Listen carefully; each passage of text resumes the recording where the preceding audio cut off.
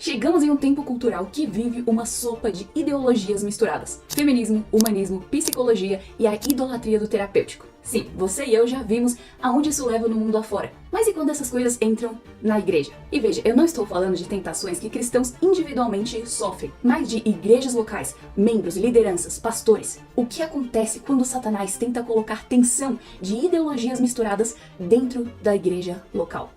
E muitas vezes até usa livros de pastores sem compromisso com fidelidade bíblica para causar o estrago.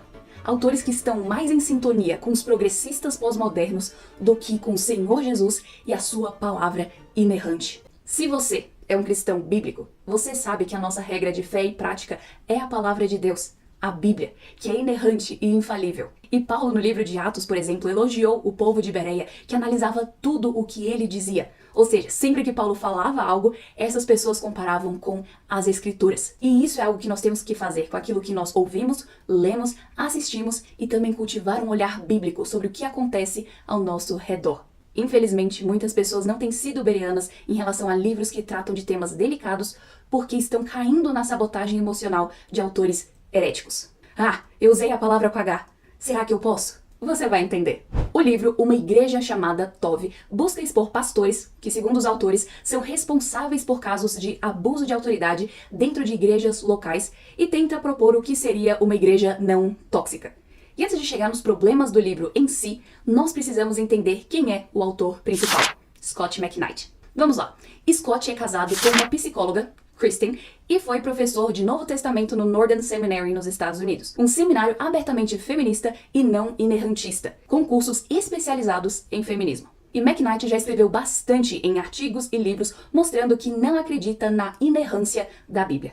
E isso porque ele acha que a Bíblia erra em questões científicas e históricas, claramente comprometendo a sua doutrina bíblica. E juntamente com a negação da inerrância, McKnight segue uma visão problemática acerca do evangelho e da expiação. Sobre isso, o pastor Greg Gilbert fez uma forte crítica na conferência Together for the Gospel, T4G, juntamente com John Piper, Albert Mohler e outros, sobre os problemas da visão dele. E outro aspecto preocupante de Scot McKnight é o seu envolvimento com o movimento da igreja emergente, um movimento que começou ali por volta dos anos 2000 e agiu como um liberalismo, progressismo light. E muitos dos líderes deste movimento viraram apóstatas, como Rob Bell e Brian McLaurin.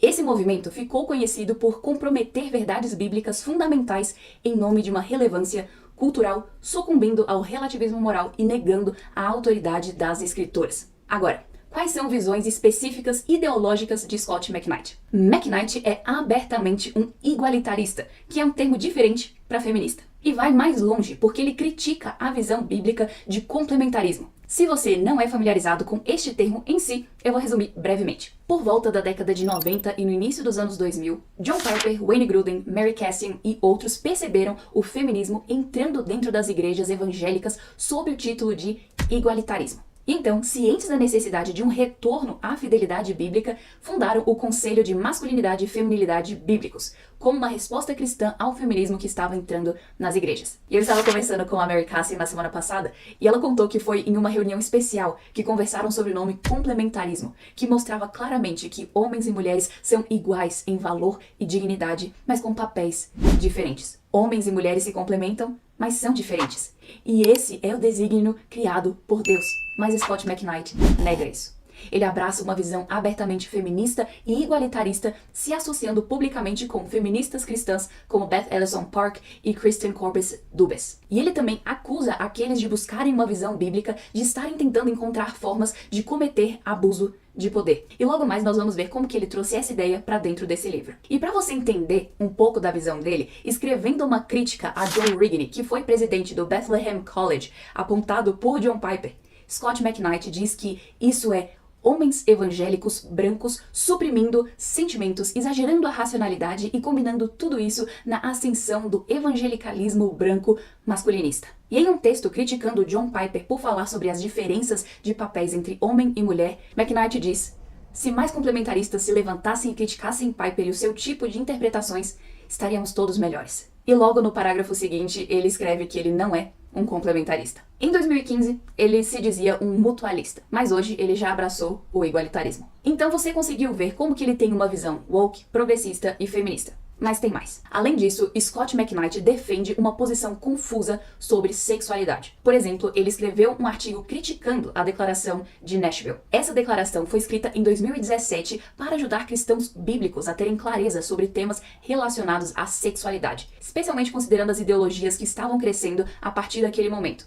Foi assinada por John Piper, Rosaria Butterfield, Albert Mohler, Nancy DeMoss, John MacArthur, R.C. Sproul, Heath Lambert e vários outros. Mas Scott McKnight não concordou, dizendo que não era pastoral. Suas razões de crítica são preocupantes em vários níveis, mas especialmente quando ele diz que a declaração não iria ajudá-lo a ministrar para pessoas LGBT. Ele não esconde as suas posições woke, progressistas e feministas. Agora, o que esperar de um livro escrito por alguém com essas posições, além de ir contra a inerrância da Bíblia? Ou seja, ele acredita que a Bíblia tem erros. Então agora vamos falar de uma forma mais específica sobre o livro Uma Igreja Chamada Tov, que Scott escreveu junto com sua filha Laura, onde eles buscavam elaborar o que seria uma boa igreja. E Tov significa bom em hebraico. E a conclusão deles é que uma igreja Tov seria um ambiente não tóxico. E o que acontece é que a definição de boa, para ele, vem de conceitos humanistas e não das escrituras. Um dos pontos para se estar alerta são termos deliberadamente escolhidos. Palavras como toxicidade, narcisismo, empatia, palavras que são oriundas da psicologia humanista. Você já deve ter percebido como dizer que algo é tóxico está na moda hoje em dia. Mas por quê? Porque essa definição é ampla o suficiente para se esconder debaixo de uma ambiguidade e um relativismo para validar sentimentos individuais. Se eu acho que uma pregação foi muito confrontadora, o pastor é tóxico. Se uma mulher sábia buscou conversar com uma irmã sobre roupas indecentes, ela é tóxica. Se uma igreja aplica disciplina eclesiástica, é tóxica. Se alguém está obstinado em pecado e foi confrontado, a liderança é tóxica. Termos ambíguos e frágeis são o primeiro passo de uma sabotagem emocional. E além dessas coisas, os autores abraçam um feminismo ao defenderem uma espécie de inimizade entre homens e mulheres. E isso bem num padrão marxista de luta de classes mais aplicada a homens e mulheres. E para continuar essa analogia, eles tratam o complementarismo bíblico como se fosse o que o capitalismo é para a visão marxista. Como se acreditar que homens e mulheres são iguais em valor e dignidade, mas diferentes em funções e papéis, fosse de alguma forma abusivo. E pior, agem como se o feminismo fosse a resposta aos abusos. E eles fazem isso ao tentar negar os conceitos de autoridade que existem. Uma vez que eles negam os escritos de Paulo sobre a submissão da esposa ao seu marido, logo eles querem aplicar todo esse ensino dizendo que pastores não podem exercer autoridade sobre as suas ovelhas. Então, por causa deste feminismo que eles trazem, eles aplicam isso estragando igrejas, criando pastores travados que não têm autoridade real e, consequentemente, não conseguem proteger as suas ovelhas de lobos. Mas para expandir um pouco mais sobre isso, qual é o problema de incentivar essa ideia antibíblica de igualitarismo? Primeiro, porque é contrário ao padrão criado por Deus e ensinado pelo Senhor Jesus e aplicado pelos apóstolos. Segundo, de uma forma bem prática, cria homens frouxos, lideranças vendidas, membros obstinados, famílias desajustadas e um ambiente de tensão onde todos têm medo de terem falado ou feito algo que pode ser considerado tóxico. E chega ao ponto, por exemplo, como acontece no livro Uma Igreja Chamada Tov, em que os autores pontuam John Piper como sendo um racista, porque ele escreveu um livro com biografias de homens da história da igreja, e segundo McKnight, todos são homens e brancos. Mas, ironicamente, o primeiro capítulo é sobre Agostinho. E outro problema é que o feminismo dos autores abre um precedente de acolher qualquer acusação sem se importar com provas e com a verdade, acusando pessoas que querem averiguar os fatos de serem tóxicas. E uma coisa que outras pessoas já pontuaram sobre o livro: não aborda falsas acusações, o perigo de ver abuso onde não tem, ou o perigo de tirar conclusões sem evidência. Isso é um exemplo clássico de pessoas que não têm compromisso com a fidelidade bíblica, apenas com ser politicamente correto aos olhos do mundo. E como consequência, se torna uma tentativa de travar pastores fiéis e comprometidos com o evangelho. E no momento que eles trazem o feminismo para dentro da igreja, acabam promovendo uma mentalidade de comunismo dentro da igreja, que é o igualitarismo radical, onde todas as pessoas são iguais e não há uma voz de autoridade. E assim os pastores ficam reféns das manipulações emocionais de outras pessoas e acabam abrindo mão da autoridade da escritura dentro da igreja, porque estarão mais preocupados com as chantagens emocionais que estão acontecendo do que com a fidelidade à palavra de Deus. Então cuidado com esse tipo de abordagem que nasce a partir de uma negação da inerrância da palavra de Deus e acaba por tentar aplicar o feminismo, que se torna um tipo de comunismo, dentro da igreja. E outro grande problema da abordagem dos autores é que eles usam o conceito secular de empatia como a bússola suprema. Na segunda parte do livro, eles listam o que faz uma igreja ser boa. E a primeira coisa que eles colocaram da lista é empatia. E ser parecida com Cristo é só em último lugar. E você pode estar se perguntando, qual é o problema da empatia? Joe Rigney, em seu artigo espetacular, O Sedutor Pecado da Empatia, do Ministério Desiring God, mostra um demônio escrevendo cartas para outro, mostrando a tentação da empatia. Na carta, um demônio diz que a empatia é a falsificação da virtude da compaixão que foi concedida por Deus. E define melhor dizendo, a compaixão só sofre com a outra pessoa. A empatia sofre nelas. É uma imersão total na dor, tristeza e sofrimento dos aflitos. A empatia ensina pessoas a se entregarem completamente aos seus sentimentos e emoções, esperando que outras pessoas mergulhem no seu sentimento. E o que a Bíblia diz sobre tudo isso? 1 Coríntios 12:26 diz, de maneira que, se um membro sofre, todos sofrem com ele. E se um deles é honrado, todos os outros se alegram com ele. E Romanos 12:15 diz, alegrem-se com os que se alegram e chorem com os que choram. E perceba aqui que muitas pessoas erroneamente usam a palavra empatia como se fosse um sinônimo de compaixão, como se fosse apenas um compartilhar das emoções e ter misericórdia de outras pessoas. Mas a questão é que o conceito moderno de empatia vai muito além de um compartilhamento inocente de emoções, adentrando em uma completa rendição às emoções. E por isso que a palavra de Deus nos ensina a chorar com os que choram, a se alegrar com os que se alegram. Nós sofremos com alguém, não sofremos em alguém. A compaixão sofre com, a empatia sofre em. E ainda força outras pessoas a validarem e afirmarem os seus sentimentos, não importando se eles realmente sejam válidos, corretos e sóbrios. E, consequentemente, todos se afogam juntos. Rigney ainda mostra que a empatia sem filtro coloca o sentimento das pessoas no banco do motorista. Depois, a empatia se torna uma chantagem emocional que leva à covardia. O exemplo que ele dá é o de Arão, em Êxodo 32, quando Moisés e Josué sobem ao Monte Sinai e ficam lá por tanto tempo que as pessoas acham que Moisés morreu. E por meio de uma chantagem emocional, Arão se deixa levar e constrói um bezerro de ouro para o povo. Arão temeu mais o povo do que a Deus.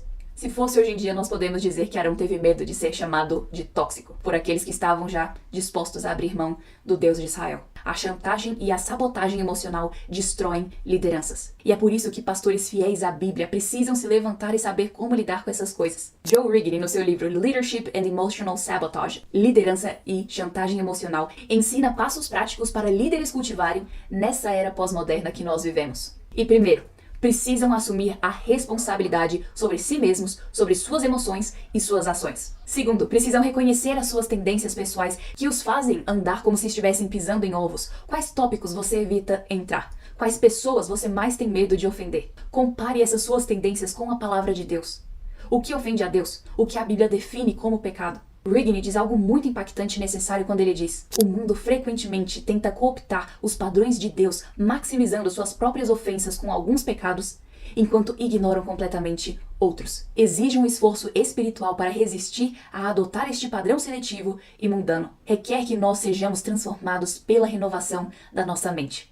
Então, aprenda a desenvolver uma tolerância para dores emocionais e estresse. Arão não conseguiu suportar as tensões que estavam acontecendo e por isso ele sucumbiu aos desejos idólatras do povo. Saul temeu o povo e por isso não fez o que Deus ordenou que ele fizesse. E depois, pastores fiéis precisam estar dispostos a serem chamados de várias coisas, inclusive os nomes feios. Mas tenha certeza de que todas essas acusações sejam falsas. Não se entregue a elas e esteja firme na verdade. Quando você for acusado de algo, responda de uma maneira parecida com a de Cristo.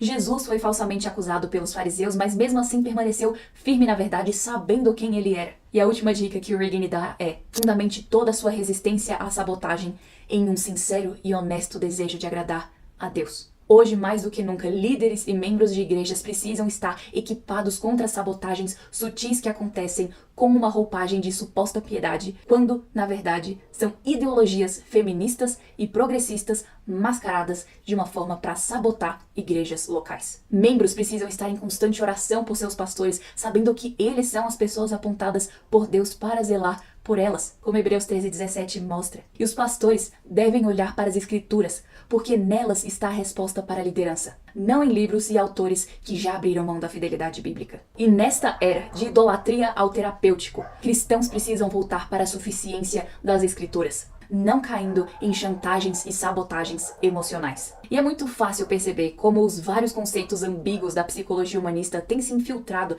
nas igrejas e causado muito dano.